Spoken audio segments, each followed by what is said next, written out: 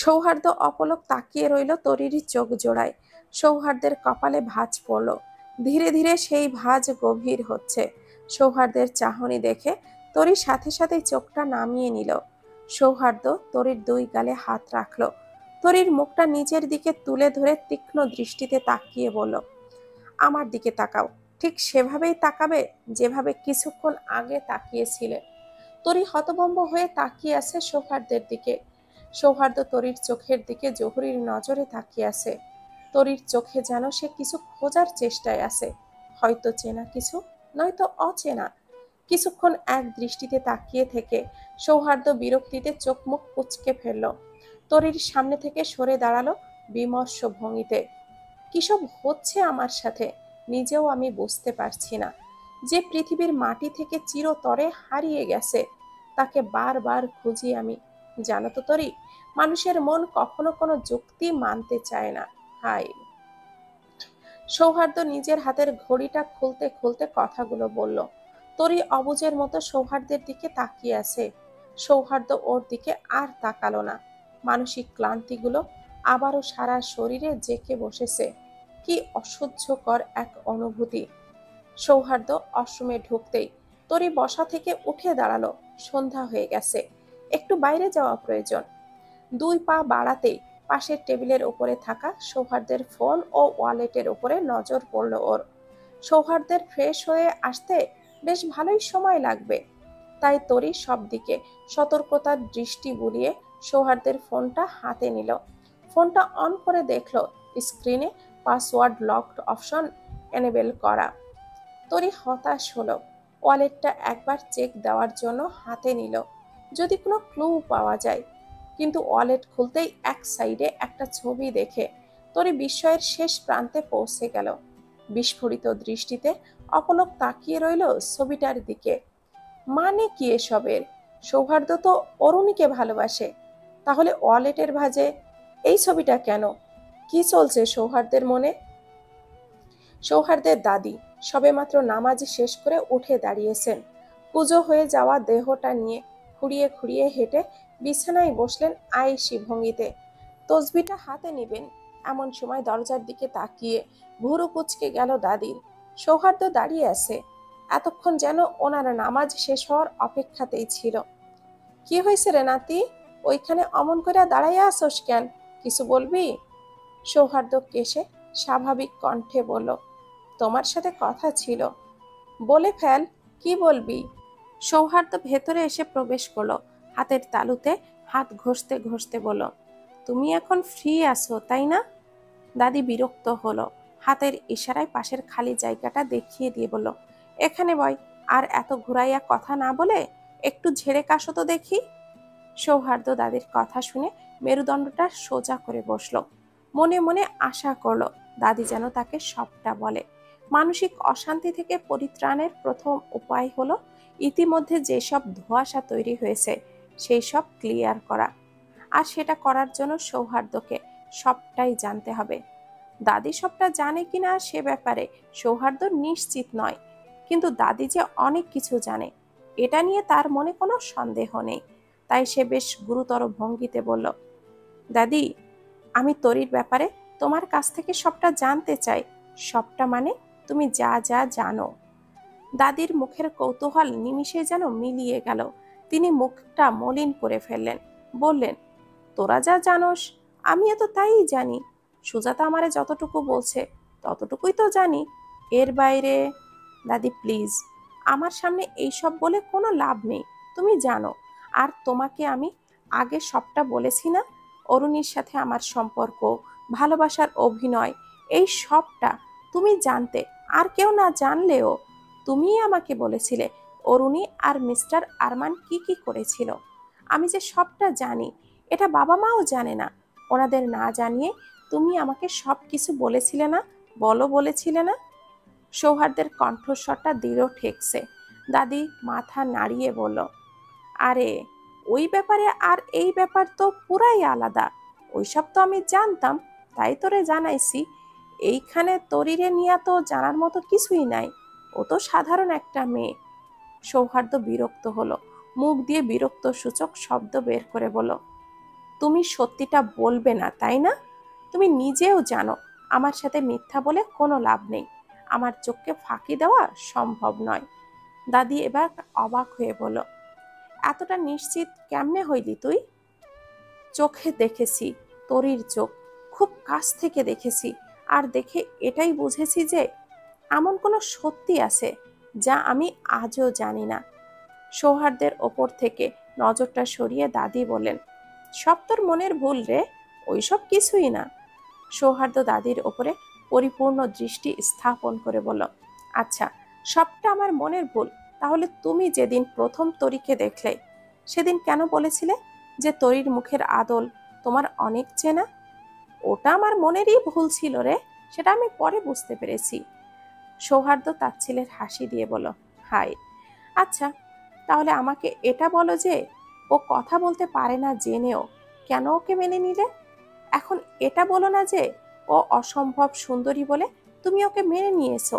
ওসব বলে কোনো লাভ নেই। তোমাকে আমি বেশ ভালো করেই চিনি। রূপ দিয়ে আর যাই হোক, তোমার মন জয় করা কখনোই সম্ভব নয়। দাদি এবার নীরব রইলেন। অযৌক্তিক কথাবার্তা বলে সৌহার্দ্যের মনে সন্দেহ দূর করার চেয়ে আরো বাড়িয়ে দিয়েছেন তিনি। সৌহার্দ্য এবার উঠে দাঁড়ালো। সে বুঝে গেছে আর কথা বাড়িয়ে কোনো লাভ নেই। দাদি ওকে কিছুই বলবে না। আজ তরির ভর্তি পরীক্ষা। এবারই তার প্রথম ও শেষ সুযোগ। যদিও সে অনিশ্চিত এটা ভেবে যে তার স্বপ্ন পূরণ হবে কিনা। পরীক্ষা দিতে সৌহার্দ্যই নিয়ে এসেছে তরিকে। মিস্টার রাইহান এখনো হুইল চেয়ার ছেড়ে উঠতে পারেননি, তাই সৌহার্দ্যেরই আসতে হলো। পরীক্ষা শেষে তরি বিমর্ষ ভঙ্গিতে গেট দিয়ে বের হলো। সৌহার্দ্য ভুরু কুঁচকে তাকালো তরির মলিন মুখের দিকে, বলল, এক্সাম ভালো হয়নি? তরি মাথা নাড়ালো, বোঝালো ভালো হয়নি। একেবারে যে ভালো হয়নি এমনও না, কিন্তু তরির মনে হচ্ছে খুব খারাপই হয়েছে। সৌহার্দ্য তরির মাথায় হাত রেখে বলল, টেনশন করো না, যা হবে ভালোই হবে। চলো কিছু খেয়ে নেবে। আর কেউ জানুক বা না জানুক, সৌহার্দ্য তো বেশ ভালো করেই জানে যে কথা বলতে না পারলে ডাক্তার হওয়া যায় না। তরির পক্ষে কোনোদিনও ডাক্তার হওয়া সম্ভব না। তার মা না হয় ততটা না ভেবে তরির কথা মেনে নিয়েছে। সুজাতার ব্যাপারটাও আলাদা, কিন্তু মিস্টার রাইহান, তিনি কিভাবে তরির ডাক্তার হওয়ার সিদ্ধান্তে সাই জানালেন? এটা তো কখনোই সম্ভব না। তিনি তো সবটা জানেন ও বোঝেন। ভেবে পায় না সৌহার্দ্য। তরি খাওয়া শেষে হোয়াটসঅ্যাপে একটা টেক্সট পাঠালো মধুকে। একই কেন্দ্রে পড়েছে তাদের দুজনের, তাই মধুর সাথে একবার দেখা করা যায়। কোথায় তুমি মধু, দেখা করবে না আমার সাথে? মধু সাথে সাথেই সিন করলো, রিপ্লাই দিয়ে বলল, আর দেখা করা, আমি তো পরীক্ষাই দেইনি। তরি বেশ অবাক হয়ে লিখল, কেন? আরে ইচ্ছা করেনি শুধু শুধু প্যারা নিতে। চান্স হবে না কিছু না, সেটা আমি ভালো করেই জানি। অহেতুক পরীক্ষা দিয়ে কি লাভ? তরি এবার বেশ বিরক্ত হলো। এই মেয়েটা এমন কেন? নিজের মন মতো শুধু কাজ করে, নিজের ভালো মন্দটাও বোঝে না। তরি রাগ দেখিয়ে লিখল, আমার তোমার সাথে কোনো কথা নেই। আরে ইয়ার, রাগ করছিস কেন? তোর পরীক্ষা কেমন হলো বল না। তরি কোনো রিপ্লাই না দিয়েই অফলাইন হয়ে গেল। তরির নাক মুখ কুচকানো চেহারার দিকে তাকিয়ে সৌহার্দ্য বেশ অবাক হলো। তরি এত বিরক্ত হয়েছে কেন? এই প্রথম সৌহার্দ্য ওকে বিরক্তি মাখা মুখে দেখলো। নয়তো সব সময়ই বোকার মতো চাহনিতে, নয়তো অবাক চোখে তাকিয়ে থাকতে দেখেছে। তরির মুখে বিরক্তিটা বেশ মানায় তো। পর মুহূর্তেই নিজের অদ্ভুত ভাবনায় সৌহার্দ্য নিজেই যেন অবাক হলো। চোখ ঘুরিয়ে বাইরের দিকে তাকাতেই দৃষ্টি থেমে গেল সৌহার্দ্যের। প্রহর বাইরে দাঁড়িয়ে আছে, দেখে মনে হচ্ছে হয়তো কাউকে খুঁজছে। এখানে কেন এসেছে প্রহর, সেটা জানতে খুব ইচ্ছে করছে তার, কিন্তু এগিয়ে গিয়ে জিজ্ঞাসা করার পরিস্থিতিটা তার এখন নেই। পরিস্থিতি কোথা থেকে মানুষকে কোথায় নিয়ে ফেলে বোঝাটা আসলেই কঠিন। নয়তো আজ এত ইতস্তবোধতা তার মধ্যে এসে পড়বে ভেবেছে সে কখনো? সৌহার্দ্য প্রহরের দিকেই তাকিয়েই রইল। তরি মুখ তুলে সৌহার্দ্যের দিকে তাকালো। ওর দৃষ্টি অনুসরণ করে বাইরে তাকাতেই ভুরু কুঁচকে গেল তরির। এটা সেদিনকার ওই ছেলেটা না? এখানে কি করছেন ইনি? তরিকে ফলো করছে না তো আবার? এই ছেলেটাকে দেখেছো এর আগে তুমি? একদিন আমাদের বাসায়ও এসেছিল। সৌহার্দ্যের কথা শুনে তরি মাথা নাড়িয়ে জানালো সে দেখেছে। সৌহার্দ্য কথা আর বাড়ালো না, তরিকে নিয়ে বেরিয়ে গেল সেখান থেকে। প্রহরের মুখোমুখি হওয়ার কোনো ইচ্ছে নেই তার। গাড়িতে পাশাপাশি বসলো দুজন। সৌহার্দ্য ড্রাইভিং সিটে বসে গাড়ি স্টার্ট দিল। ফাঁকা রাস্তায় গাড়ি দ্রুত গতিতেই এগোচ্ছে। লুকিং গ্লাসে সৌহার্দ্য তরির দিকে মাঝে মাঝেই তাকাচ্ছে। তার মন এটাই বলে যে তরিকে যতটা সাধারণ মনে হয় সে বাস্তবে ততটাও সাধারণ নয়। অন্যদিকে তরি আর চোখে সৌহার্দ্যের দিকে তাকিয়ে ভাবছে, সৌহার্দ্যের ওপরের রূপ আর ভেতরের রূপ দুটোই আলাদা। মানুষটা একটা রহস্য, যাকে ভেদ করাটা দুঃসাধ্য হলেও অসাধ্য নয়। তরি নিখোঁজ হয়ে যাওয়াটা অবিশ্বাস্য মনে হচ্ছে সৌহার্দ্যের। বিষয়টা স্বাভাবিকভাবে নিতে পারছে না সে। বিকালের পর থেকে নিঃশ্বাস ফেলারও জো পায়নিও। যে জায়গায় জায়গার কথা মনে এসেছে সেখানেই সে খুঁজতে গেছে। অবসান্ন শ্রান্ত দেহটা ড্রাইভিং সিটে এলিয়ে বসে আছে এখন। মাথায় চলছে হাজার রকমের চিন্তা। তরি গতকাল রাতে ওই রকম অস্বাভাবিক আচরণ করে পাশের রুমে চলে গেল। ধারণা করা যায় খুনটা ওই সময়ের আগে বা পরেই হয়েছে, কিন্তু তরি খুন করবে? অবিশ্বাস্য। ওর দ্বারা আর যাই হোক এই কাজটা করা সম্ভব নয়। তাহলে প্রহর সন্দেহ করার পরেই তরি নিখোঁজ হয়ে গেল কেন? মেয়েটাকে নিয়ে ভাবতে ইচ্ছে করছে না। উটকো ঝামেলা মনে হয় সৌহার্দ্যের, কিন্তু এখন ওকে খুঁজে বের করতে ইচ্ছে করছে। এমন মনে হচ্ছে মেয়েটাকে হারিয়ে ফেললে অনেক মূল্যবান কিছু হারিয়ে যাবে তার থেকে। নিজের ভাবনার উপরে নিজেই বিরক্ত সৌহার্দ্য। এই মন ও মস্তিষ্কের দ্বন্দ্ব তার জীবনের অবিচ্ছেদ্য অংশ, যা বরাবরই অসহ্য লাগে। হঠাৎ করেই মনে হলো আসল জায়গায় খুঁজতেই তো ভুলে গেছে সে। কিছু একটা ভেবে হুড়মুড়িয়ে বসে গাড়ি স্টার্ট দিল সৌহার্দ্য। ড্রয়িং রুম জুড়ে পিন পতন নীরবতা। মিস্টার রায়হান কপালে হাত চেপে হুইল চেয়ারে বসে রয়েছেন। সৌহার্দ্যের দাদি সোফায় বসে বারবার ঝুঁকে ঝুঁকে বিড়বিড় করে কিছু একটা পড়ছেন। তরিকে নিয়ে অজানা সংখ্যায় তার মনটা বারবার অশুভ ইঙ্গিত দিচ্ছে। আমার চাঁদরে তুমি কোনো বিপদে ফেলো না আল্লাহ, ওকে তুমি রক্ষা করো। দাদির প্রার্থনা বারবার কর্ণগোচর হলেও সেদিকে তেমন মনোযোগ দিচ্ছে না কেউ। সুজাতা ফোনে কাউকে কল করেই চলেছেন আর অনবরত পায়চারি করছেন। জানালা দিয়ে বাইরের দিকে তাকাচ্ছেন চিন্তিত ভঙ্গিতে। ফোন কান থেকে নামিয়ে সুজাতা কাঁদো কাঁদো কণ্ঠে বলেন, এতক্ষণ তরিকে ফোনে পাচ্ছিলাম না, এখন তো সৌহার্দ্য আমার কলটা রিসিভ করছে না। চিন্তায় তো আমার আধমরা হয়ে যাব মনে হচ্ছে। মিস্টার রায়হান বিরক্ত হলেন, সোজা হয়ে বসে বলেন, আহ, আজে বাজে কেন বকছো বলো তো? সৌহার্দ্য মেয়েটাকে খুঁজতে গেছে, কোনো খোঁজ পেলে তো জানাবে নাকি? চিন্তা কম করো, মাথা ঠান্ডা রাখো। চিন্তা তার নিজেরও কম হচ্ছে না। তরি হুট করে গায়েব হওয়াটা প্রচন্ড অস্বাভাবিক ব্যাপার। কোনো কিছু কি সন্দেহ করছে ও? কিন্তু এত কাঁচা কাজ করা কি তরির দ্বারা আদৌ সম্ভব? আজও একটা খুন হলো, আর আজই তরি উধাও। সন্দেহের তীরটা নিজের গায়ে পাকাপোক্তভাবে বসানোর মতো কাঁচা কাজ করার মেয়ে তো তরি না। তাহলে চিন্তার বিষয় একটাই, তরি কি হুট করে গায়েব হয়ে গেল, নাকি ওকে গায়েব করে ফেলা হয়েছে? ভাবতেই মিস্টার রাইহানের সমস্ত ইন্দ্রিয় কাজ করা বন্ধ করে দিল। বদ্ধ ঘরের ভেতর অজানা সংখ্যায় তিনটি মন হাঁসফাঁস করতে লাগলো অনবরত। সৌহার্দ্য তরিদের বাড়ির সামনে এসে গাড়ি থামালো। মনে মনে প্রার্থনা করলো এখানে যেন তরিকে পায় সে। হসপিটালে তরিকে বাড়িতে পাঠিয়ে দিলেও প্রহরের সাথে কথা বলার পর থেকেই তরিকে আর পাওয়া যায়নি। ও গাড়িতেই ওঠেনি আর। সৌহার্দ্য কলিং বেল বাজালে তরির বাবা মিস্টার আফনাদ দরজা খুললেন। সৌহার্দ্যকে দেখে মলিন হাসলেন, যেন তিনি জানতেনই যে সৌহার্দ্য আসবে। বললেন, এসো, ভেতরে এসো, বসো। সৌহার্দ্য কথাটা শুনেও শুনলো না, যেন ভেতরেও ঢুকলো না। উল্টো জিজ্ঞাসা করলো, তরি তরি কি এখানে এসেছে? না, কিন্তু ও কোথায় আছে সেটা আমি জানি। তুমি চিন্তা করো না, একটু শান্ত হও। মিস্টার আফনাদের কথা শুনে সৌহার্দ্যের চোখটা ছোট ছোট হয়ে যায়। কথাটা ঠিক বোধগম্য হলো না তার। তবে এখন মাথায় কাজ করছেও না ঠিক মতো। তাই ভেতরে প্রবেশ করে আরাম করে বসলো। কপালের ঘামগুলো মুছে কয়েকটা স্বস্তির নিঃশ্বাস ফেলেই ক্ষান্ত হলো সে। মাথা ঠান্ডা করে কয়েক মিনিট ভাবল। আঙ্কেল, আপনাকে আমি ভালো করে চিনি ও জানি।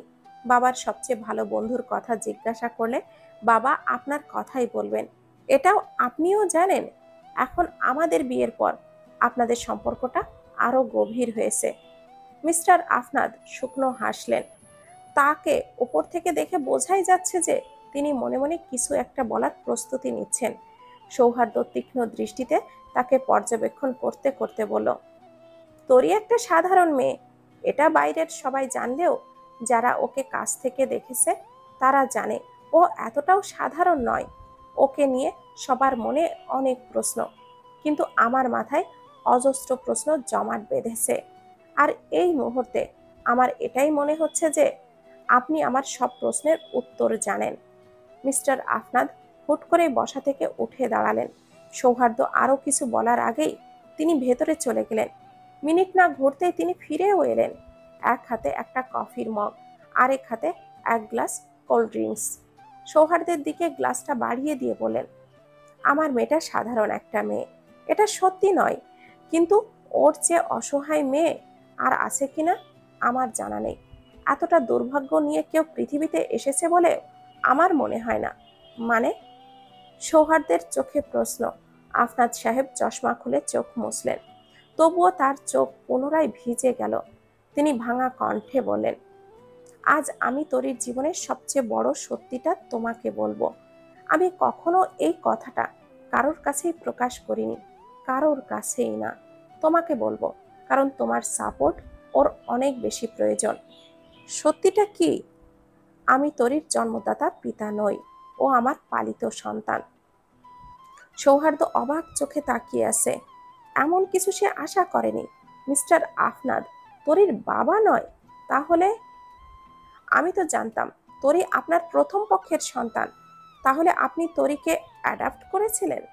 মিস্টার আফনাদ না বোধক মাথা নাড়ালেন। সৌহার্দ্য জিজ্ঞাসা করলো, তাহলে?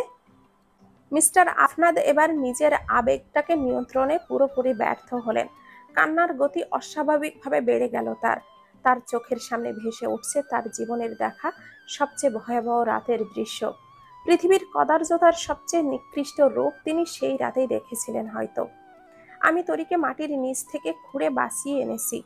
ওকে একজন জীবন্ত পুঁতে দিতে চেয়েছিল। হোয়াট? সৌহার্দ্য বিস্ফোরিত চোখে তাকিয়ে আছে। এরকমটা সে কখনো কল্পনাও করতে পারেনি। তরির সাথে এমন কিছু ঘটেছে, ব্যাপারটা অবিশ্বাস্য ঠেকছে সৌহার্দ্যের কাছে। সে অপলক তাকিয়ে থেকে বলল, মানে এটা কিভাবে সম্ভব? কে ওর সাথে এমনটা করেছিল? আমি জানি না। লোকটার মুখ আমি দেখতে পাইনি। কেন ওকে না মেরে এইভাবে পুঁতে ফেলতে চেয়েছিল সেটা আমি আজও ভেবে পাইনি। কিন্তু সেই রাতের কথা আমি কোনোদিনও ভুলতে পারবো না। আজ থেকে 1 যুগ আগের সেই কাল রাত।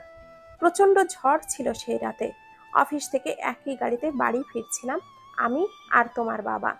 রাইহানকে ওর বাড়ির সামনে নামিয়ে দিয়ে আমি নিজে বাড়ির দিকে যাচ্ছিলাম। আমার গাড়িটা মাঝপথেই খারাপ হয়ে গিয়েছিল। ঝড় বৃষ্টির মাথায় নিয়ে গাড়ি থেকে বেরিয়েছিলাম সেই দিন। একটা ছাউনির নিচে দাঁড়িয়ে বাসায় যোগাযোগের চেষ্টা করছিলাম। ক্ষণে ক্ষণে বিদ্যুৎ চমকাচ্ছিল। সেই আলোয় আমি অদূরে দেখতে পেয়েছিলাম একজন মাটি খুঁড়ছে, আর তার পাশেই একটা অবচেতন দেহ পড়ে আছে। এমন দৃশ্য আমার সারা শরীরে শিহরণ ছড়িয়ে দিয়েছিল। কিন্তু অদ্ভুত হলেও সত্যি যে আমার ভয় লাগছিল না। আমি পুলিশে ফোন করার চেষ্টা করি, কিন্তু ঝড়ের কারণে নেটওয়ার্কের অবস্থা এতটাই খারাপ ছিল যে আমি কারোর সাথেই যোগাযোগ করতে পারছিলাম না। তাই ভেবেছিলাম আমাকেই কিছু একটা করতে হবে। এগিয়ে গিয়ে একটা গাছের পেছনে লুকিয়ে সবটা দেখছিলাম। মানুষটা তরিকে বুকে জড়িয়ে কপালে চুমু দিয়ে গর্তে ফেলে দিয়েছিল। আমি শুধু অবাক হয়ে দেখছিলাম। শ্বাসরুদ্ধকর একটা পরিস্থিতি। লোকটা নিজের কাজে এতটাই বিভোর ছিল যে আশেপাশে তাকাচ্ছিল না। যখন সে নিজের কাজ শেষ করে চলে গেল, এর বেশ কয়েক মুহূর্ত পর তার অনুপস্থিতি সম্পর্কে নিশ্চিত হয়ে আমি আমার গাড়ি থেকে মাটি খোঁড়ার মতো কিছু একটা খুঁজে এনে মাটির নিচ থেকে তরিকে বের করি। আমি ভেবেছিলাম হয়তো সেটা কোনো মৃতদেহ হবে, আর এটা দিয়ে সেই খুনিটাকে বের করা যাবে। কিন্তু যখন দেখলাম মেয়েটার শ্বাস চলছে, তখন আমি দিক বিদিক জ্ঞান হারিয়ে ফেলেছিলাম। 7-8 বছরের বাচ্চা একটা মেয়ে, ওর শ্বাস খুব ধীর গতিতে চলছিল। আমি আর সময় নষ্ট না করে ওকে কোলে নিয়ে ছুট লাগিয়েছিলাম। হয়তো আল্লাহ চেয়েছিলেন বলেই ওকে আমি কাছাকাছি একটা হাসপাতালে নিয়ে যেতে পেরেছিলাম। মৃত্যুর সাথে লড়াই করে ও বেঁচে গিয়েছিল। সৌহার্দ্য থম মেরে বসে রইল অনেকক্ষণ। তার মানে তরির প্রকৃত পরিচয়ও সবার অজানা। মিস্টার আপনাদের প্রথম দিকে বলা কথাগুলোর মানে সৌহার্দ্য এখন বুঝতে পারল। তারপর আপনি আর চেষ্টা করেননি যে তরির সাথে এমনটা করেছে তাকে খুঁজে বের করার? কোনো উপায় ছিল না আর। আমি তো এটাও বুঝতে পারিনি যে ওই লোকটা ছেলে ছিল নাকি মেয়ে ছিল। তরির পুরোপুরি সুস্থ হতে অনেকটা সময় লেগে গিয়েছিল, কিন্তু ও পুরোপুরি নীরব হয়ে গিয়েছিল। ডাক্তারদের ধারণা ও আগের থেকেই কথা বলতে পারতো না। তবে কারা কেন ওর সাথে এমনটা করেছে সেটা হয়তো তরির জানা, নয়তো ও ভুলে গেছে। সৌহার্দ্য বিমর্ষ ভঙ্গিতে বসে রইল। মিস্টার আফনাদ স্বাভাবিক হয়ে সৌহার্দ্যকে বললেন, কিন্তু তরির গলায় ওই সময় একটা লকেট সহ চেন ছিল। যদিও লকেটটা থেকে আমি কোনো ক্লু খুঁজে পাইনি। বলেই মিস্টার আফনাদ নিজের ঘর থেকে লকেটটা এনে সৌহার্দ্যকে দেখালেন। সৌহার্দ্য লকেটটা হাতে নিয়ে চোখের সামনে ঝুলিয়ে দেখল। এক ফালি বক্র চাঁদের মতো কারুকার্য শোভিত সুন্দর একটা লকেট। সৌহার্দ্য নিজের চোখকেও বিশ্বাস করতে পারল না। সৌহার্দ্য লকেটটা হাতে নিয়ে চোখের সামনে ঝুলিয়ে দেখল এক ফালি বক্র চাঁদের মতো কারুকার্য শোভিত সুন্দর একটা লকেট। সৌহার্দ্য নিজের চোখকেও বিশ্বাস করতে পারল না। অবিশ্বাস্য দৃষ্টি তাক করে রইল হাতের বস্তুটির দিকে।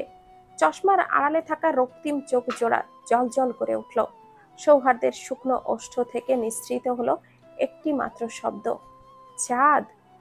সৌহার্দ্য নিজের গাড়ির ড্রাইভিং সিটে গা এলিয়ে দিয়ে বসে আছে। রাত নেমেছে, চারপাশে আধার নিস্তব্ধতা। তরিদের বাড়ি থেকে অনেক আগেই বেরিয়ে এসেছে সৌহার্দ্য। এরপর তরির কোনো খোঁজ সে আর করেনি, করেও কোনো লাভ নেই। মিস্টার আফনাদ বলেছেন তরি নাকি নিজেই ফিরে আসবে। অহেতুক নিজের পরিশ্রান্ত শরীর ও মনকে আর খাটাতে চায়নি সৌহার্দ্য। মাঝ রাস্তায় একটা শুনশান পরিবেশে গাড়ি থামিয়েছে তাই। ক্ষণে ক্ষণে ঝিঝি পোকার গুনগুন আওয়াজ কানে ভেসে আসছে। সৌহার্দ্যের অশান্ত মন আজ আরো বেশি অশান্ত হয়ে উঠেছে। যেই নিরাশা এতটা দিন ওকে ভেতর থেকে কুড়ে কুড়ে নিঃশেষ করছিল, সেই নিরাশা দূরীভূত হয়ে তাতে আজ নতুন করে আশার প্রদীপ জ্বলে উঠেছে। সবটা সত্যি বলে বিশ্বাস করতেও বেগ পেতে হচ্ছে তাকে। পকেট থেকে চেইন সহ লকেটটা বের করলো সৌহার্দ্য। চোখের সামনে সেটা ঝুলিয়ে ধরে অপলক দেখলো আকাশে আজ ঠিক লকেটটার আকৃতির মতো করেই একটা চাঁদ উঠেছে। দুটোকে পাশাপাশি দেখে সৌহার্দ্যের কাছে লকেটের চাঁদটাকে বেশি সুন্দর লাগছে। তার চাঁদ তার কাছে বরাবরই সুন্দর। পৃথিবীর সব কিছু থেকেই সে সুন্দর। সৌহার্দ্যের মাথার ভেতরে এখন অনেক কিছুই ঘুরপাক খাচ্ছে। সবটা সে ধীরে সুস্থে করবে। তার যে অনেক কাজ, কিন্তু তার চেয়েও বেশি কিছু জানা বাকি। আর যা জানলো তার থেকেও আরো ভয়াবহ কিছু আছে যা সবারই অজানা। একটা ভাবুক হৃদয় ও মস্তিষ্ক নিয়ে সৌহার্দ্য পুনরায় গাড়ি স্টার্ট দিল। বাড়ির গেটের কাছাকাছি আসতেই বিপরীত দিক থেকে কাউকে অগ্রসর হতে দেখল সৌহার্দ্য। সোডিয়ামের হলদেটে আলোয় অবয়বটাকে চিনতে অসুবিধা হলো না তার। সৌহার্দ্য দ্রুত গতিতে গাড়ি থেকে নেমে এসে তার একদম মুখোমুখি দাঁড়ালো। তরি আনমনা হয়ে হাঁটছিল রাস্তা দিয়ে, সামনে পেছনে আগে পরে, কারোর দিকে কোনো নজর নেই তার। হঠাৎ কারোর সাথে আকস্মিক ধাক্কায় তরি হকচকিয়ে গেল। ভড়কানো দৃষ্টি সৌহার্দ্যের মুখের ওপরে থামলো। সৌহার্দ্য কেমন যেন অদ্ভুত ভাবে তাকিয়ে আছে। তরি ঢোক গিলে নিজেকে স্বাভাবিক করার চেষ্টা করলো। কোথায় ছিলে এতক্ষণ? সৌহার্দ্য অদ্ভুত শান্ত কণ্ঠস্বর। তরির কেমন যেন ভয় লাগলো। কাউকে কিছু না জানিয়ে ওভাবেই হুট করে চলে যাওয়াটা নিরবধিতার কাজ করেছে ও। সৌহার্দ্য তরির দিক থেকে নজরটা সরিয়ে বলল, কাজটা কতটুকু ঠিক করেছো তুমি? একবার ভেবে দেখতে পারো? যেখানেই যাও একবার জানিয়ে গেলেও তো পারো, তোমাকে কেউ বাধা দেবে না। এভাবে সবাইকে হয়রানি করিয়ে চিন্তায় ফেলে কি লাভ পেয়েছো? আমি জানি না সেটা, আর জানতেও চাই না। তোমাকে কাউকে নিজের সম্পর্কে জানানোর প্রয়োজন থাকলেও কিছু কিছু মানুষের তোমার সম্পর্কে জানার অনেক বেশি প্রয়োজন আছে, কারণ বৈধভাবে তাদের সাথে তুমি নিজের জীবন জুড়ে নিয়েছো। তরি বেশ অবাক হলো, এমন ঠান্ডা কথা দিয়ে কেউ রাগ ঝাড়তে পারে? তরির জানা ছিল না। কি অদ্ভুত কাণ্ড! তরির অবাকতার পরিমাণ বাড়িয়ে দিয়ে সৌহার্দ্য ওর দিকে পূর্ণ দৃষ্টিতে তাকালো, শীতল কণ্ঠে বলল, তোমার যতটা মনে হয় যে তুমি কারোর লাইফে ম্যাটার করো না, তার থেকেও কয়েকশো গুণ বেশি ম্যাটার তুমি করো। আমার ভালো লাগায় তুমি অতটাও অপ্রিয় নও যতটা তুমি নিজেকে মনে করো। সৌহার্দ্য কালক্ষেপ করল না, হনহনিয়ে ভেতরে চলে গেল। তরিও ফ্যালফ্যাল করে তাকিয়ে রইল সৌহার্দ্যের যাওয়ার দিকে। শেষের কথাটার মানে ওর মস্তিষ্ক ধরা দিল না। সৌহার্দ্যের পিছু পিছু তরিকে বাড়িতে প্রবেশ করতে দেখে সবাই যেন প্রাণ ফিরে পেল। দাদি লাঠি ভর করে এগিয়ে গিয়ে কর্কশ গলায় বলল, কি রে নাতবো, কই চইলা গেছিলি একলা একলা? সারাটা দিন আর কোনো খবর নাই তোর? বলি একবার আমারে জানাইয়া যাইলেও তো আমি কি তোরে নিষেধ করতাম? সুজাতা সৌহার্দ্যের দিকে তাকিয়ে বললেন, ওকে কোথায় পেয়েছিস বলতো? কোথায় পেয়েছি? কোথায় গিয়েছিল? এইসব কথা এখন বলে কোনো লাভ আছে? খুঁজে যে পেয়েছি এটাই হচ্ছে বড় কথা। এখন এসব নিয়ে ঘাটাঘাটি করা অফ করো। প্রচন্ড টায়ার্ড আমি। সারাটা দিন খোঁজাখুঁজি দৌড়ঝাঁপের ওপরে থাকায় অনেক ধকল গেছে, একটু রেস্ট দরকার। সৌহার্দ্য পা চালিয়ে নিজের ঘরের দিকে চলে গেল। তরি আরেক ধাপ বিস্ময় নিয়ে সৌহার্দ্যের দিকে তাকালো। সৌহার্দ্য ওকে খুঁজেছে? কেন খুঁজেছে? বিষয়টা হজম হলো না তরির। আর কাউকে কোনো কথা বাড়ানোর সুযোগ না দিয়ে মিস্টার রাইহান বলেন, তুমিও ঘরে গিয়ে ফ্রেশ হয়ে নাও বৌমা। আর এরকমটা কখনো করো না। সবাই কত চিন্তা করছিলাম আমরা, জানো তুমি? তরি মাথা নাড়ালো, দ্রুত পায়ে ঘরের দিকে এগিয়ে গেল। মধু নিজের আলমারির কাপড়গুলোর দিকে তাকিয়ে আছে। ওর পুরানো ব্যবহার্য পোশাকগুলো এখনো সুন্দর করে গুছিয়ে রেখেছে ও। প্রহরের কথাগুলো কানে বাজে তার এখনো। একবার আগের মতো সেজে আসবে একদিন, মেয়েলি সাজ। কেন প্রহর ওকে এই কথা বলেছিল? প্রহরকে ও শুধু নিজের স্বার্থে সাহায্য করেছিল।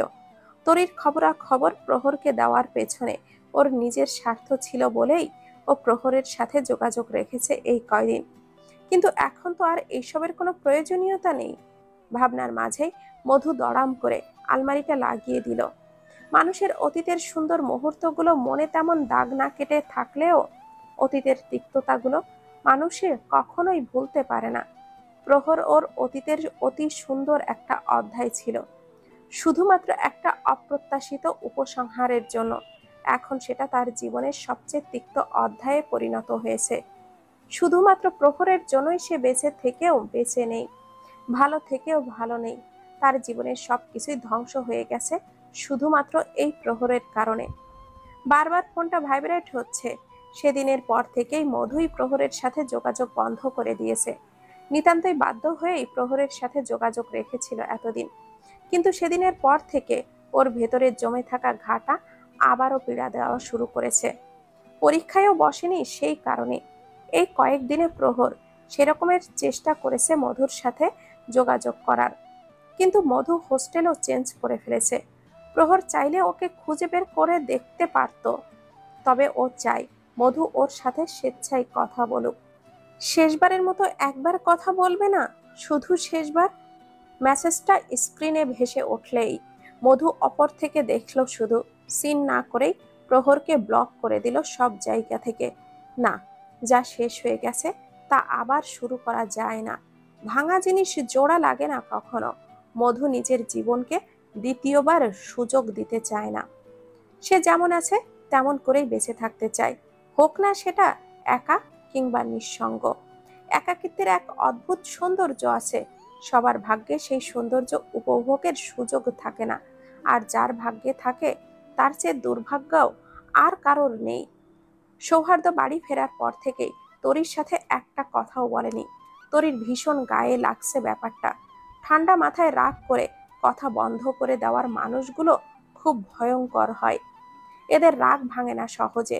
তরি বিছানায় বসে দাঁত দিয়ে নখ কাটতে কাটতে ভাবছে কিভাবে সৌহার্দ্যের সাথে সব মিটমাট করিয়ে নেওয়া যায়। সৌহার্দ্য খাওয়া দাওয়া শেষ করে আরো 10 মিনিট পরে ঘরে ঢুকলো। তরি ওকে দেখে চমকালেও মুহূর্তেই নিজেকে স্বাভাবিক করে নিল। সৌহার্দ্য ওর দিকে এক পলক তাকালো শুধু, তেমন পাত্তা না দিয়ে বারান্দার দিকে পা বাড়ালো। তরি হুড়মুড়িয়ে ওর সামনে গিয়ে দাঁড়ালো। সৌহার্দ্য তরির পথ আগলে দাঁড়ানোতে খানিকটা চমকে উঠল।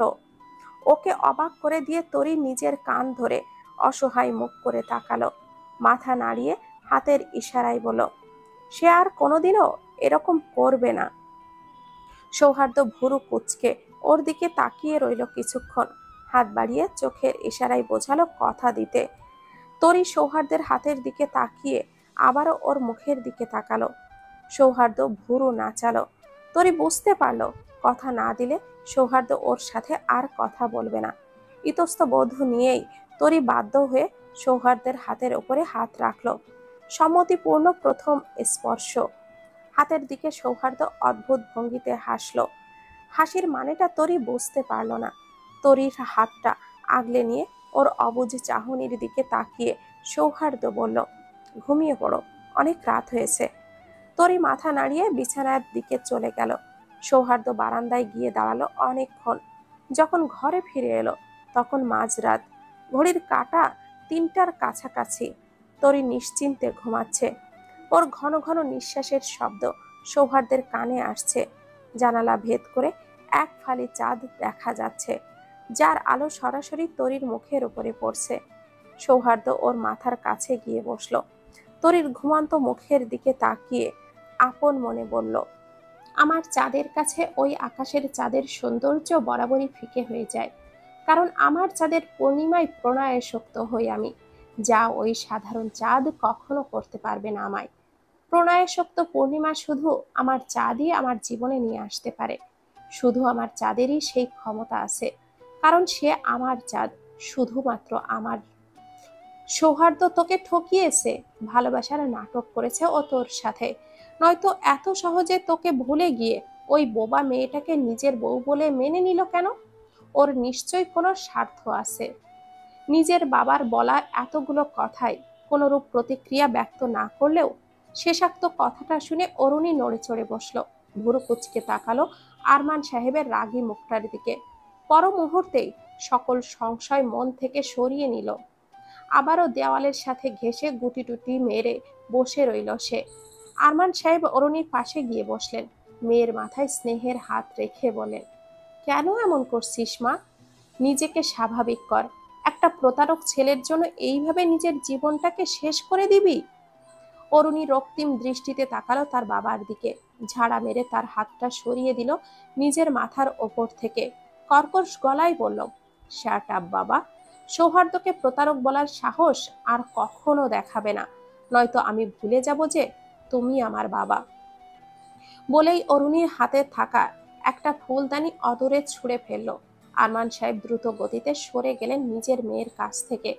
অরুণী ফোপাচ্ছে প্রচন্ড ভাবে, নিজেকে নিয়ন্ত্রণে রাখতে পারছে না সে। কাউকে আঘাত করতে না পেরে নিজেই নিজেকে আঘাত করছে অনবরত।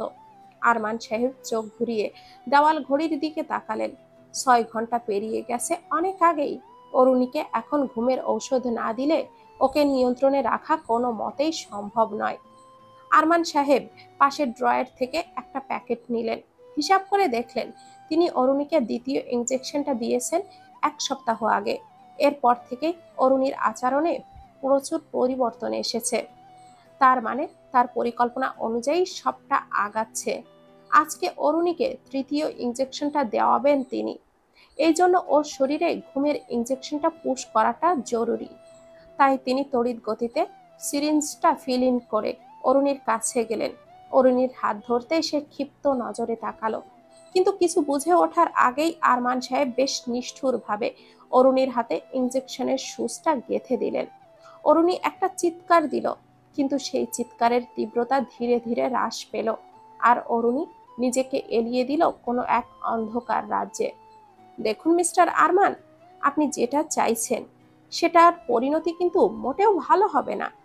আমার তো এখন নিজেরই সন্দেহ হচ্ছে, এই মেয়েটা আপনার নিজের মেয়ে কিনা। নিজের মেয়ে হলে ওর জীবনটা আপনি এইভাবে নিজ দায়িত্বে নষ্ট কিভাবে করছেন?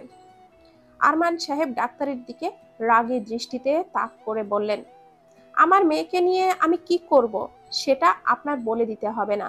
ওর কিসে ভালো কিসে মন্দ আমি বেশ ভালো করে জানি ও বুঝি, আর আমি যা করছি ওর ভালোর জন্যই করছি। ডাক্তার এবার দীর্ঘশ্বাস ফেললেন, অরুণীর মুখের দিকে তাকিয়ে রইলেন কিছুক্ষণ। এই মেয়েটা তার মেডিকেল কলেজের অন্যতম উজ্জ্বল ও হাসি খুশি মেয়ে ছিল, আর আজ কোনো এক অজানা কারণে মেয়েটিকে ধ্বংসের দিকে ঠেলে দেওয়া হচ্ছে। তিনি নিজেও কিছুই করতে পারছেন না। এমন অপারগতা তাকে প্রচন্ডভাবে কষ্ট দিচ্ছে। আচ্ছা, তিনি যে অরুণীকে এইভাবে নির্দোষ মনে করছেন, আসলেই কি সে নির্দোষ, নাকি এটা অরুণীর কোনো পাপের শাস্তি? বিষয়টা আসলেই জটিল।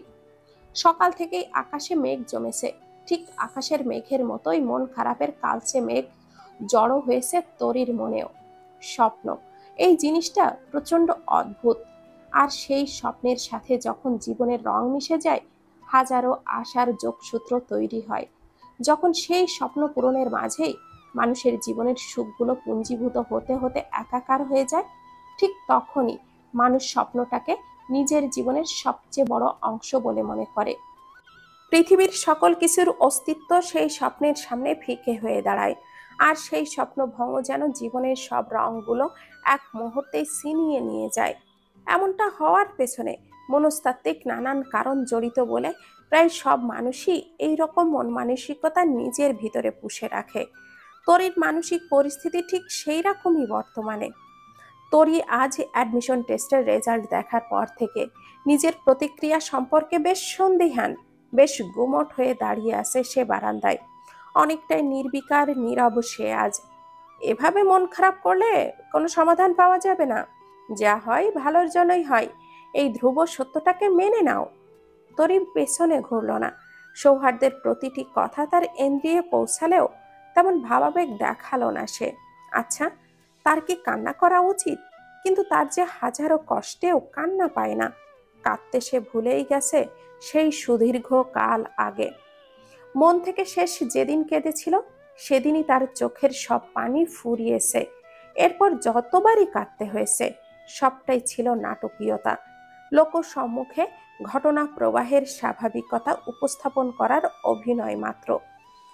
তরির নীরব ভাবুক মুখশ্রীর দিকে সৌহার্দ্য নির্নিমেষ তাকিয়ে রইল কিছুক্ষণ। কিছু একটা ভেবে বলল, সিলেক্টেড ক্যান্ডিডেটদের লিস্টে তোমার নাম আসেনি তো কি হয়েছে? সরকারিতে নাই বা হলো, আমি তোমাকে প্রাইভেটে পড়াবো। তরি শীতল দৃষ্টিতে তাকালো। সৌহার্দ্যের মনে কি চলছে তা সে বুঝতে পারছে না, বোঝার চেষ্টাও তার মধ্যে নেই। জীবন থেকে একের পর এক জিনিস হারাতে হারাতে অনুভূতিরা সব মরে গেল নাকি? সৌহার্দ্য পুনরায় কিছু বলার জন্য নড়ে উঠতেই তরি নিজের হাতটা তুলে তাকে থামিয়ে দিল। মাথা নাড়িয়ে এশারাই বোঝালো সে ডাক্তার হবে না। সৌহার্দ্য বেশ অবাক হলো, তবে অসম্ভবতা উপলব্ধি করতে পেরে মলিন হাসল। হয়তো তরি বাস্তবতাটা বুঝতে পেরেছে। আবেগের বশে নেওয়া সিদ্ধান্তটার অযৌক্তিকতা উপলব্ধি করতে পেরেছে সে হয়তো। ভেবেই সৌহার্দ্য তরির মাথায় আদুরে ভঙ্গিতে হাত বুলিয়ে দিয়ে বলল, তোমার হাতে আরো অনেক সুযোগ আছে তৈরি, অনেক বিশ্ববিদ্যালয় সেকেন্ড টাইম সিস্টেমে আছে। আই উইশ তুমি সেখান থেকে বেস্ট একটা সাবজেক্ট পাবে। শুধু আগের থেকে পড়াশোনায় মনোযোগটা একটু বাড়িয়ে দাও। একটা ভরসার হাত পেয়ে তরির মনটা ভালো হয়ে গেল। কিছু না পাওয়ার মাঝেও অনেক প্রাপ্তি লুকিয়ে থাকে। তরির সুনয়নে সৌহার্দ্যের দিকে তাকাতেই সৌহার্দ্য কাজের কথা বলে চলে গেল। তরি ভাবতে লাগলো আনমনে অনেক কিছুই, অনেক চিন্তা পরিকল্পনার আবহ ঘোরাঘুরি করতে লাগলো তার মনোজগৎ জুড়ে। সৌহার্দ্য গাড়িতে উঠতেই প্রহরকে কল করলো। মিস্টার, আপনাদের বলা কথাগুলোর পেছনের রহস্যটা জানতে হবে তাকে, আর এই ব্যাপারে শুধুমাত্র প্রহরই সাহায্য করতে পারবে। কল দেওয়ার পর একবার রিং হতেই প্রহর রিসিভ করলো। হোয়াটসঅ্যাপ ডুড, আমাকে স্মরণ করার কারণ কি জানতে পারি? সৌহার্দ্য আনমনে হেসে দিল। পর মুহূর্তেই বর্তমান পরিস্থিতির কথা মাথায় আসতেই মুখে বিরক্ত ফুটিয়ে তুলে বলল, একটা দরকারে ফোন দিয়েছি আপনাকে মিস্টার অভিক সাহারিয়ার। আপনাকে আমার সাথে একটু দেখা করতে হবে। আমি আপনার সাথে দেখা করতে চাই। প্রহর নাকমুখ কুঁচকে বলল, উফ, কেমনে পারিস তুই আমার সাথে এত ফর্মালিটি দেখাতে? অসহ্য। আমার ক্লাস ছিল আজকে, ক্যান্সেল করে দিচ্ছি। ওয়েট, পারলে চলে আয় জাহাঙ্গীরনগরে। ক্লাস ক্যান্সেল করতে হবে না। আমার জন্য কেন তুই এসব করতে যাবি? ফ্রি হয়ে তারপর না হয়। Shut up. আমি এখন কি করব না করব তোর কাছ থেকে শিখে নেব না নিশ্চয়? আর তুই তো আসবি তোর বউকে নিয়ে কথা বলতেই। ভাবির বেশ ভালোই ইফেক্ট পড়েছে তোর উপরে দেখছি। অরুণীর ভূত তোর মাথা থেকে নামিয়ে দিয়েছে। ভাল লাগলো দেখে। আয় তাহলে। আসছিস? 20 মিনিটের মধ্যেই চলে আসবো। সৌহার্দ্য কান থেকে ফোনটা নামিয়ে নিল। ওয়ালেটের ভেতর থেকে চাবিটা বের করার সময় ওয়ালেটের এক পাশ জুড়ে থাকা ছবিটার দিকে তাকিয়ে রইল কিছুক্ষণ। ঠোঁটটা প্রসারিত করে হেসে ছবিটায় হাত বুলাতে বুলাতে ভাবল, ধন্যবাদ চাঁদ, আমার কাছে আবারও ফিরে আসার জন্য অনেক অনেক ধন্যবাদ। তুমি ফিরে আসবে আমি কোনোদিনও এক্সপেক্টই করিনি। তুমি না ফিরে এলেও আমার মনে তোমার স্থান তুমি পাকাপোক্ত করেই নিয়েছিলে। সেই স্থান আমি কাউকে দিতে পারতাম না। হয়তো দ্বিতীয়বার প্রেম আসতো আমার জীবনে, কিন্তু তোমার মতো কেউ হয়তো হতো না। তোমার মতো প্রেমও আসতো না। তুমি অনন্যা। আকাশের বুকে যেমন একটাই চাঁদ, আমার হৃদয় আকাশেও তুমি একমাত্র অনন্যা, আমার চাঁদ। ভীষণ ইচ্ছে করে তোমায় বুকে আগলে নিতে, তোমার সিক্ত প্রণয়ে পুরোপুরি আসক্ত হতে। একবার হারিয়ে যখন ফিরে পেয়েছি তখন তোমায় নিজের সাথে সম্পূর্ণ আবদ্ধ করবই আমি। ভালোবাসি চাঁদ, মারাত্মক ভালোবাসি তোমাকে। তরি জানালার ধার ঘেঁষে বসে আছে। সন্ধ্যা ঘনিয়ে আসতে আরো কিছুক্ষণ বাকি। গোধূলির হলুদ আভা ছেয়ে গেছে পুরো প্রকৃতি জুড়ে। জানালা ভেদ করে সেই হলুদ বর্ণ আশ্রে পড়ছে তরির মুখে, শাড়ির আশেপাশে। হঠাৎ ঘরের আলো জ্বলে ওঠায় তরি চমকে উঠল। পাশে তাকাতেই দেখতে পেল সুজাতাকে। তিনি শুকনো হাসি দিয়ে বললেন, এভাবে ঘর অন্ধকার করে বসে আছিস কেন রে মা? মন খারাপ করছিস না? তোকে মনমরা হয়ে বসে থাকতে দেখে আমার খুব খারাপ লাগছে রে মা। তরি তড়িৎ গতিতে মাথা নাড়িয়ে বোঝালো তার একদমই মন খারাপ হয়নি। বাইরে আঙ্গুল দিয়ে ডুবন্ত সূর্যের দিকে দেখিয়ে বোঝালো সে তো সূর্যাস্ত দেখছিল। হেসে হাত নাড়িয়ে ইশারা করলো তার ভীষণ ভালো লাগে সূর্যোদয় আর সূর্যাস্ত দেখতে। মিসেস সুজাতা তরির গালে হাত বুলিয়ে দিলেন। হেসে বললেন, আচ্ছা বুঝলাম। এখন দেখ তো এই বইগুলো। সৌহার্দ্য যাওয়ার আগে এই বইয়ের নাম দিয়ে আমাকে বলে গেল তোর জন্য বইগুলো আনিয়ে নিতে। এগুলোই দিয়ে হবে নাকি আরো কয়েকটা লাগবে দেখে নে তো। তরি বইগুলো দেখে নিয়ে মাথা নাড়িয়ে জানালো, না আপাতত আর লাগবে না। সুজাতা পুনরায় সুন্দর করে হেসে বললেন, পরে লাগলেও তোর বলতে হবে না, আমার ছেলেই আনিয়ে দিবে দেখিস। তোর আসলে বাধা পড়তে খুব বেশি দেরি নেই আমার ছেলের, যা আমি বুঝতে পারছি। সুজাতা হাসতে হাসতে চলে গেল। তরি কিছুটা অপ্রস্তুত হলো কথাটা শুনে, তবুও বিষয়টা নিয়ে তেমন একটা ভাবল না। বইগুলো টেবিলে রাখতে গিয়ে সৌহার্দ্যের মোটা মোটা মেডিকেল সায়েন্সের বইয়ের ভাঁজে একটা অতি সুন্দর ডায়েরি দেখতে পেল। এত এত বইপত্রের মাঝে তরির নজর সেই মোটা ডায়েরিটাতেই ঠেকল, কারণ জিনিসটা অসাধারণ সুন্দর আর চোখে পড়ার মতোই। তরি সেটা হাতে নিল। তরির চোখ চকচক করে উঠল যখন সে বুঝতে পারল এটা সৌহার্দ্যের ব্যক্তিগত ডায়েরি। সৌহার্দ্যের মনে ঠিক কি চলছে সেটা হয়তো এই ডায়েরি থেকে জানা যাবে। অনেক আশা নিয়ে তরি ডায়েরিটা নিয়ে বসলো পড়ার জন্য। সেটা খুলে দেখলো প্রথম পৃষ্ঠায় বেশ বড় বড় করে লেখা, প্রণয়াসক্ত পূর্ণিমা তুমি। তারিখ দেখে বুঝলো সৌহার্দ্য বেশ কৈশোর কাল থেকেই এই ডায়েরিটা লিখছে, কিন্তু কয়েক বছর লেখা কন্টিনিউ করার পর সৌহার্দ্য লেখাটা বন্ধ করে দিয়েছে। ডায়েরির সবগুলো লেখাই তরি চোখ বোলালো। চাঁদ ব্যতীত আর কাউকে নিয়েই একটা শব্দও লেখেনি সৌহার্দ্য এখানে। শেষ লেখাটা 12 বছর আগের। সৌহার্দ্য লিখেছে, আমার আকাশ অন্ধকার করে দিয়ে আমার চাঁদ হারিয়ে গেল, চিরদিনের জন্য হারিয়ে গেল। জীবন থেকে সবচেয়ে মূল্যবান সম্পদটাকে হারিয়ে আমি আজ নিঃস্ব হয়ে গেলাম। যেখানে চাঁদই নেই সেখানে পূর্ণিমা আসবে কোথা থেকে? তাহলে কি প্রণয়াসক্ত পূর্ণিমার যাত্রায় এখানেই ইতি ঘটল? হয়তোবা। তরি পরের পৃষ্ঠাগুলো ঘাটলো, বেশ কয়েকটা ফাঁকা পেজ উল্টে দেখলো। একটা পৃষ্ঠায় 2 দিন আগের তারিখ বসিয়েছে সৌহার্দ্য, কিন্তু এখনো কিছু লেখেনি সে। তার মানে সৌহার্দ্য ডায়েরিটা পুনরায় লেখা শুরু করেছে। কি লিখবে সৌহার্দ্য? তরি ডায়েরিটা আগের জায়গায় রেখে মনে মনে ভাবলো, সৌহার্দ্য যাই লিখুক না কেন সেটা তাকে জানতেই হবে, আর তার জন্য এই ডায়েরিটা তাকে রোজ চেক করতে হবে। সৌহার্দ্য প্রহরের দিকে বেশ রাগী দৃষ্টিতে তাকিয়ে আছে। প্রহর সেই দিকে পাত্তা না দিয়েই আপন মনে ড্রাইভ করছে। আজ সারাটা দিনই আমার বরবাদ করে কি লাভ হলো তোর? আমি আজকে কতগুলো অ্যাপয়েন্টমেন্ট ক্যান্সেল করে তোর সাথে দেখা করতে এসেছি, তোর কোনো আইডিয়া আছে? অ্যাপয়েন্টমেন্টগুলো রাতে শিফট করেছি, কিন্তু এখন তো মনে হচ্ছে হসপিটালে পৌঁছাতে পৌঁছাতে আমার বেশ রাত হবে। মানে আমার যতটুকু ফেম এই কয়দিনে অ্যাচিভ করেছি তোর জন্য সব আজ বরবাদ মনে হচ্ছে হবে। সৌহার্দ্য দাঁতে দাঁত চেপে প্রহরকে কথাগুলো বললেও প্রহর সেইগুলো গায়েই মাখল না। সশব্দে হেসে বলল, কাম অন ইয়ার, আগে তো পুরাই আতেল ছিলি, আর এখন কাজ পাগল। বলেই আরো দ্বিগুণ শব্দ করে হাসতে লাগলো। সৌহার্দ্য ভুরু কুচকে তাকালো, বলল, কি আমি আতেল ছিলাম? আজ্ঞে হ্যাঁ, নাকের ডগায় চশমা আর হাতের মধ্যে বই ছাড়া তোকে দেখাই যেত না।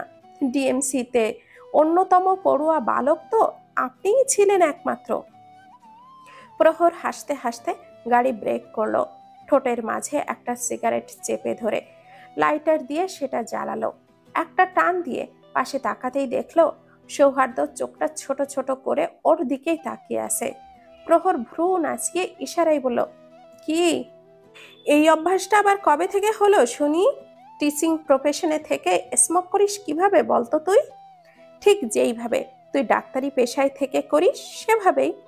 প্রহরের সোজাসাপটা উত্তর। সৌহার্দ্য বেশ বিরক্ত হয়ে বলল, আমার ব্যাপারটা আলাদা, কিন্তু তোকে এইসবে মানায় না। এসব কেন করছিস তুই? বাদ দে না এইসব। আচ্ছা বাদ দিলাম, নে ধর। বলেই ঠোঁটের সিগারেটটা সৌহার্দ্যের দিকে এগিয়ে দিল। সৌহার্দ্য সেটা হাতে নিয়ে গাড়ির জানালা দিয়ে বাইরে ফেলে দিল। প্রহর অবাক হয়ে জিজ্ঞাসা করলো, তুই কি ছেড়ে দিয়েছিস নাকি smoking? I don't think so. Sauharda রেগে গিয়ে বলল, শ্যাট আপ। এমনি দুপুরে লাঞ্চের কথা বলে দেরি করলি, তার উপরে পার্কে নিয়ে গেলি, অথচ তুই ভালো করেই জানিস যে পার্কে কথা বলার কোনো পরিবেশই নেই। এখন আবার নিজের বাসায় নিয়ে যাচ্ছিস।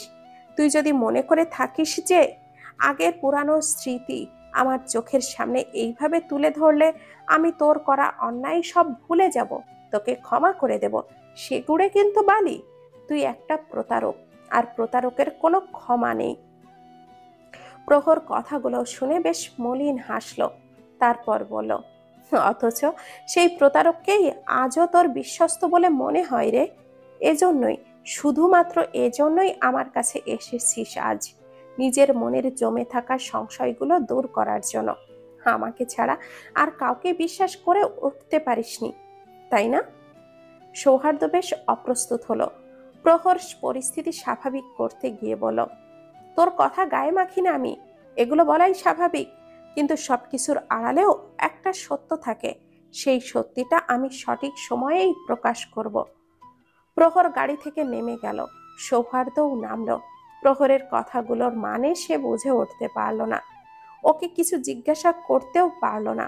ভাবতে ভাবতেই সৌহার্দ্য প্রহরের পিছু পিছু ওর বাড়িতে ঢুকলো। যেই প্রহরের কিছুই ছিল না, সেই প্রহরের আজ এমন আলিশান বাড়ি গাড়ির অভাব নেই আর, কিন্তু এত কিছু থেকেও যেন প্রহরের আজ কিছুই নেই। প্রহরের বলা কথাগুলো শুনতে শুনতে সৌহার্দ্য ড্রয়িং রুমের আশেপাশে তাকালো, বলল, অর্থি, মণিমা এরা কোথায় রে? পুরো বাড়ি ফাঁকা কেন? প্রহর এবার মলিন হেসে বলল, অর্থি তো কানাডায়, স্কলারশিপে সেখানে পড়তে গিয়েছে 2 বছর আগেই। আর মা আছে কোথাও। তুই রুমে এসে বস, ডিনার করেই তো যেতে হবে, আমি একটু ফ্রেশ হয়ে আসি। সৌহার্দ্য প্রহরের ঘরে গিয়ে বসলো। প্রহর ফ্রেশ হয়ে ওর হাতে 1 কাপ কফির মগ দিয়ে বলল, মুখোমুখি বসে তারপর বসে গল্প করতে বসলো। সারাদিন আমার সাথে থেকে সময় নষ্ট করছিস, সেজন্য সরি বলবো না। আসলে আমি সেজন্য বিন্দু মাত্রও দুঃখিত না। সৌহার্দ্য ভুরু কুঁচকে তাকিয়ে রইল প্রহরের মুখের দিকে। প্রহর হাসি থামিয়ে বলল, আচ্ছা বল, তোর রহস্যময় বউকে নিয়ে কি জানতে এসেছিস আর কি জানতে পেরেছিস তুই? সৌহার্দ্য সিরিয়াস হলো, থমথমে মুখে বলল, চাঁদ বেঁচে আছে প্রহর, ও মারা যায়নি। প্রহরের মুখের ভেতরে কফি নিয়ে চোখটা বড় বড় করে তাকালো। সৌহার্দ্য ওর তাকানোর ভঙ্গি দেখে এই সিরিয়াস কথার মাঝেও ফিক করে হেসে দিয়ে বলল, তুই একদমই বদলাসনি, জোকার কোথাকার। প্রহর এক ঢোকে কফিটা শেষ করলো, আশ্চর্য দৃষ্টি নিক্ষেপ করে বলল, হোয়াট? চাঁদ বেঁচে আছে কিভাবে? সেদিন ওই বাড়িটাতে যখন আগুন লেগেছিল তখন তো চাঁদও ওই বাড়িটার ভেতরেই ঢুকেছিল, তাহলে ও বেঁচে থাকে কিভাবে? দারোয়ান বলেছিল যে চাঁদ আর ওর মা একা ঢুকেছিল, কিন্তু আগুন নেভানোর পর তো শুধু চাঁদের মায়ের পোড়া মৃতদেহ পাওয়া গিয়েছিল, চাঁদকে পাওয়া যায়নি। সৌহার্দ্যের কথা শুনে প্রহর মাথা নাড়ালো, আসলেই পাওয়া যায়নি।